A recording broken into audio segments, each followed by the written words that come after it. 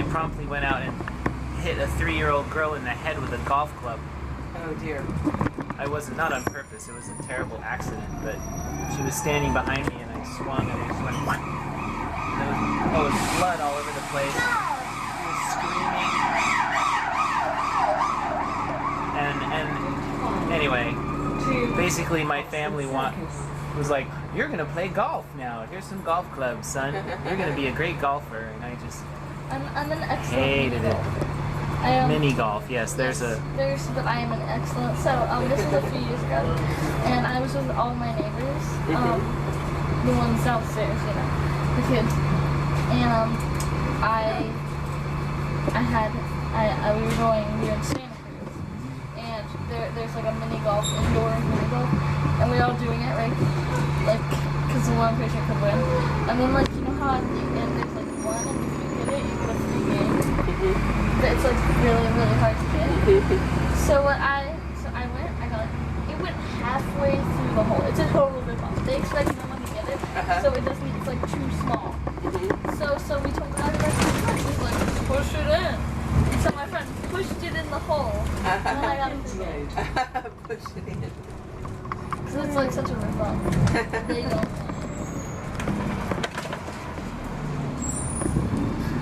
I still have that too. Do you have to go to Santa Cruz to play it? My mom had it in the car, but I don't know where she put it. Oh, she lost it? To Oxford Circus. Well, I mean, if you don't know where it is, then that's what they call it. Lost. Lost. To pray to St. Christopher to help you find it. The patron saint of lost objects or something. Especially in cars, You know, right? Catholics have like a saint for everything. Yes. Well, Christopher's good because isn't he the one you put on the dashboard? Or Saint Christopher? maybe I've got it wrong. Maybe it's a different saint for lost objects. But I think for lost objects. Yeah. Anyway, he's the one you get on a scapula as well to protect you. I think.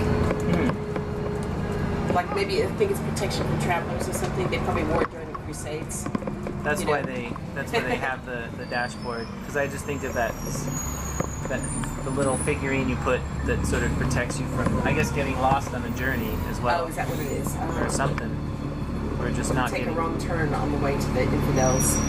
Right. Cut off the wrong heads. It's like, oops, they're one of ours. Slaughter the wrong people.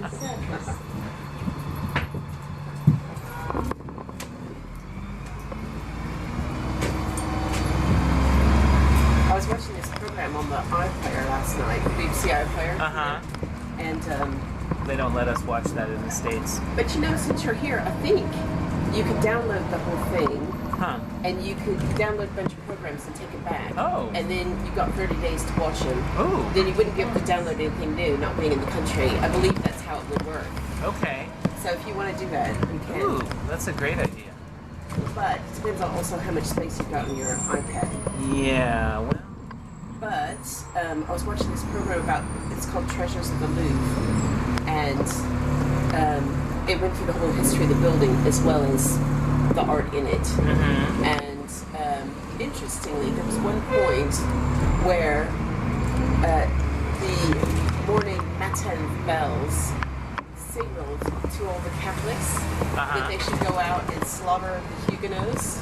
Oh, no. So right in that square, that Cour Carré, in the courtyards in the Louvre, apparently there was like tons of people, thousands of people just like massacred right there, a bunch of Huguenots. Oh, no. Wow, and they were Christians, too. Yeah, exactly. Protestants though, you know. Right, wrong kind. Yeah, wrong flavor. Gosh, I had no idea. There was an artist. There's nothing to do with it, but where I'm gonna probably have like 10 people watching that show, but and everyone wants to see it. like it doesn't completely like shred it up, but it's essentially There's still traces. You can get it back if you get it back in- software. but there are pins in the disk drive just put with it. And if you find a chapter but mark it as empty, but the paper's still there, so you can still read it. Uh-huh. But then, if you Oh, read, they've got that closed off. Sorry, Daniel. The I street? think I think they have closed it for some cycling event, maybe. I'm not sure because Oh. it's painted with all colors. Normally, the bus goes turns down there. Yeah, Francis said there was a race. Yeah, there's a lot of events going on apparently recently. Anyway, continue, Daniel. Sorry I interrupted you. The pins point away. so if you read just the pins, it's Right. but even if you like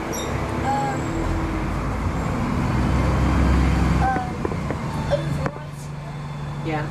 something totally new, Yeah. there are chances it will still Be on there. be on there. Yeah. And That's what they do. That's what the police do when, like, criminals have stuff on their computer that is proves that they've been doing something they shouldn't be. The police seize their computers, go and like raid their house, seize their computers, and then they get computer experts to go forensically go through it and check what's on there, see if they can find any evidence. Hackney Central Station. This is lovely Hackney. there was this artist which really had like about 20, 30 digital photos on the computer. A criminal thief. Sucked them off. No, she didn't suck them off. Like, he took a computer, then he overwrote something, To Okay. Oxford Circus. and there was still like in the front screen there's a print like messed up the painting bit. Oh, right. He corrupted her files. But she put them up anyway and named the exhibition after. My God. Wow. So, 2 years ago, there were a lot of riots in London. Yes. And Right this is after. one area that, like, this JD Sports was all smashed in. Hackney Town Hall. Also up in Walthamstow Central, there were a lot of smashed shops. It was all over, and the police couldn't do anything about it. I mean, they weren't. Yeah. They were spread too thin. But for weeks after that, there were all kinds of other police here, like from Wales and Oh, really? other police forces, yeah. It was kind of. I liked hearing about how there was lots of people just kind of got together to like neighborhoods.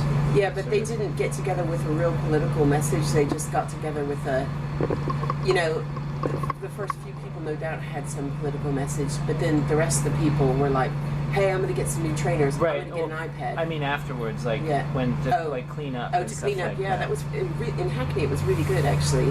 I mean, the Up yeah, there by the, Clapton Ponds, the riots Clarence were. Road was one of the worst I mean, places.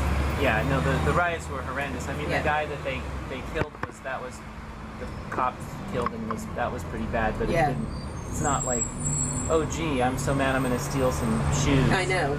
Let's get in. And torch department stores and Yeah, and where people's houses, people lived above that shop, and their whole house, Yeah. all of their family photos, everything. You Yeah, can that's imagine. terrible. It's all destroyed, and their lives were in danger. right.